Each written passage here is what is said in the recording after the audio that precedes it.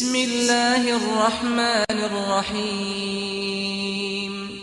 السلام علیکم ورحمۃ اللہ وبرکاتہ۔ میں آپ لوگوں کو خوش آمدید کہتا ہوں صراط مستقیم چینل پر۔ آج ہماری 34 کلاس ہے۔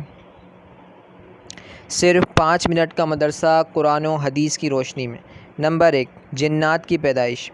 قرآن و حدیث میں جنوں کا تذکرہ کثرت سے آیا ہے۔ انسانوں سے پہلے ہی ان کی پیدائش ہو چکی تھی۔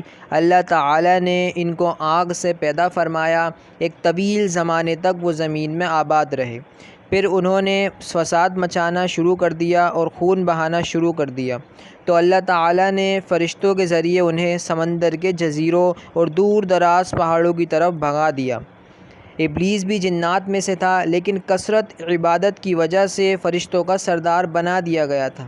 لیکن جب اللہ تعالیٰ نے حضرت آدم علیہ السلام کے سامنے سجدہ کرنے کا حکم دیا تو اس نے تکبر کیا اور سجدہ کرنے سے انکار کر دیا، چنانچہ اللہ تعالیٰ نے دھتکار کر اس کو دنیا میں بھیج دیا اور اس سے تمام نعمتیں چھین لیں۔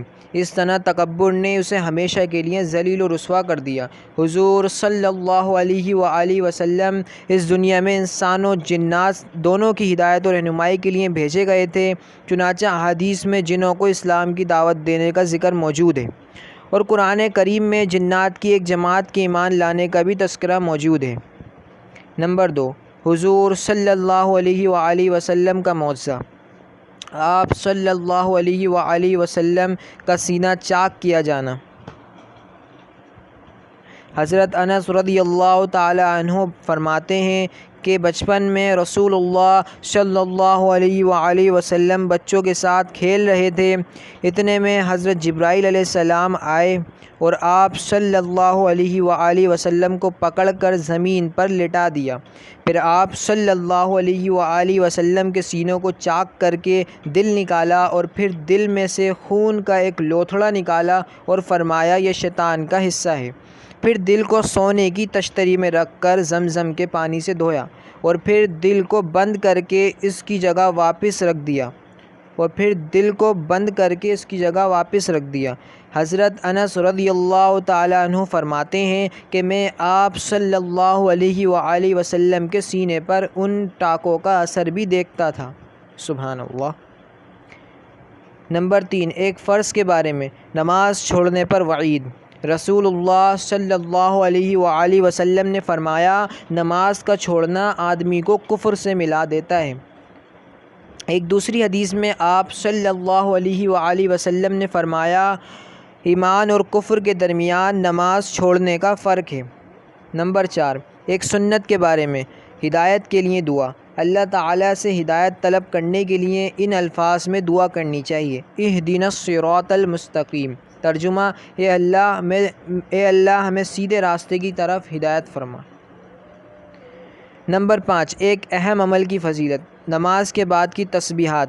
رسول اللہ صلی اللہ علیہ وآلہ وسلم نے فرمایا جو شخص ہر نماز کے بعد 33 مرتبہ سبحان اللہ، 33 مرتبہ الحمدللہ، 33 مرتبہ اللہ اکبر، یہ 99 مرتبہ ہوئے، اور لا الہ الا اللہ وحدہ لا شریک لہ لہ الملک ولہ الحمد وہو علی کل شیء قدیر، یہ مل کر 100 ہوئے، پڑھے گا تو اس کے گناہ معاف ہو جائیں گے، خواہ سمندر کے جھانک کے برابر ہی کیوں نہ ہوں۔ نمبر 6، ایک گناہ کے بارے میں۔ اسلام کے علاوہ کوئی دین مقبول نہیں۔ قرآن میں اللہ تعالیٰ فرماتا ہے جو شخص اسلام کے علاوہ کسی دوسرے دین کو پسند کرے گا تو اس کا وہ دین ہرگز قبول نہ کیا جائے گا اور وہ آخرت میں نقصان اٹھانے والوں میں شامل ہوگا۔ نمبر 7، دنیا کے بارے میں۔ کافروں کے مال سے تعجب نہ کرنا۔ قرآن میں اللہ تعالیٰ فرماتا ہے تم ان کافروں کے مال اور اولاد سے تعجب میں مت پڑنا، کیونکہ اللہ تعالیٰ دنیا ہی کی زندگی میں ان کافروں کو عذاب میں مبتلا کرنا چاہتا ہے، اور جب ان کی جان نکلے گی تو کفر کی حالت میں مریں گے۔ نمبر 8، آخرت کے بارے میں قبر کے 3 سوال۔ ایک مرتبہ رسول اللہ صلی اللہ علیہ وآلہ وسلم نے فرمایا، مومن بندہ جب قبر میں پہنچتا ہے تو اس کے پاس 2 فرشتے آتے ہیں اور اس کو بٹھاتے ہیں، پھر اس سے پوچھتے ہیں کہ تیرا رب کون ہے؟ وہ کہتا ہے کہ میرا رب اللہ ہے۔ پھر پوچھتے ہیں کہ تیرا دین کیا ہے؟ وہ کہتا ہے میرا دین اسلام ہے۔ پھر پوچھتے ہیں تمہارا نبی کون ہے؟ وہ کہتا ہے میرے نبی محمد الرسول اللہ صلی اللہ علیہ وآلہ وسلم ہے۔ نمبر 9، طب نبوی سے علاج، کھجور سے علاج۔ رسول اللہ صلی اللہ علیہ وآلہ وسلم نے فرمایا، زچگی کی حالت میں تم اپنی عورتوں کو تر کھجوریں کھلاؤ اور اگر وہ نہ ملیں تو سوکھی کھجوریں کھلاؤ۔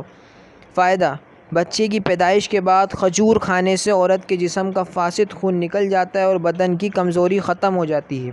نمبر 10، نبی صلی اللہ علیہ وآلہ وسلم کی نصیحت۔ رسول اللہ صلی اللہ علیہ وآلہ وسلم نے فرمایا، جب تم میں سے کسی کے ہاتھ سے لقمہ گر جائے تو اسے اٹھا لے اور صاف کر کے کھا لے، شیطان کے لیے اسے نہ چھوڑے، اور کھانے کے بعد جب تک انگلیوں کو نہ چاٹے، ہاتھ کو رومال سے نہ پوچھے، اس لیے کہ معلوم نہیں کہ کس دانے میں برکت ہے۔ اللہ تعالیٰ ہمارا پڑھنا سننا قبول فرمائے۔ جزاک اللہ۔